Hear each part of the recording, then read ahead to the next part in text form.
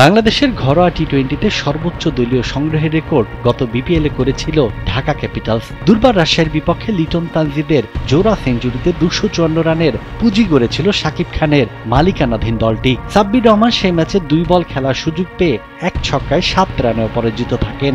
সেই সাব্বিরের দল রাজশাহী এবার ঢাকা ক্যাপিটালসের রেকর্ড ভেঙে দিতে বসেছিল সিলেটের স্বাগতিকদের বিপক্ষে এনসিএল টি-20 ম্যাচে।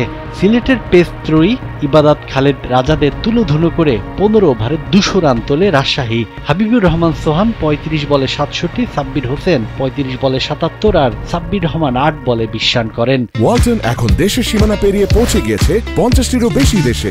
ওয়ালটন, ঘরে ঘরে বিশ্বজুড়ে।